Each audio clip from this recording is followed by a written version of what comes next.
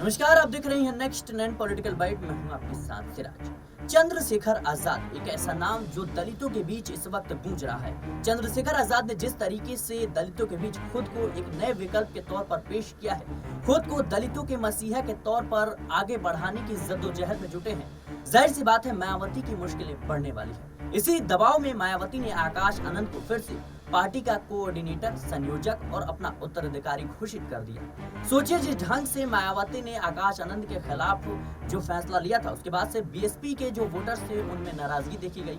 आकाश आनंद की वापसी की लगातार मांग उठ रही थी और इसी कड़ी में मायावती को अपना फैसला वापस लेना पड़ा।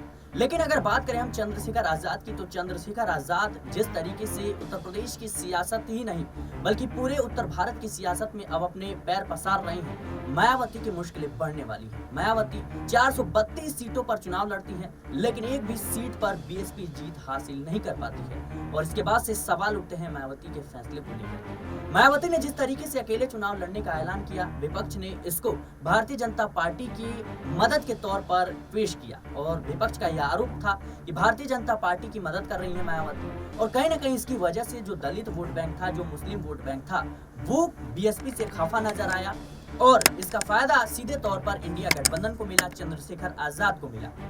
चंद्रशेखर आजाद दलितों के बीच उभरता हुआ एक नया चेहरा है और इसी कड़ी में मायावती अब दबाव में नजर आ रही हैं। जाहिर सी बात है, मायावती का जिस तरीके से राजनीति सफर रहा है, दलितों और मुस्लिम वोट बैंक के सहारे कहीं ना कहीं वो अपनी राजनीति साधती हैं। लेकिन इस बार के चुनाव में यह साफ हो गया कि मायावती अगर कुछ फैसले लेती हैं जिस पर जनता की राय सहमति नहीं बनती है, तो उसका खामियाजा बीएसपी को भुगतना पड़ सकता है, क्योंकि चंद्रशेखर आजाद ने यह ऐलान कर दिया है कि आने वाले उत्तर प्रदेश की 10 सीटों पर उपचुनाव होने हैं, उसमें सभी सीटों पर चंद्रशेखर आजाद अपने प्रत्याशी उतारेंगे। आने वाले विधानसभा चुनाव साल 2027 में भी अपने प्रत्याशी सभी सीटों पर जो है उतारेंगे।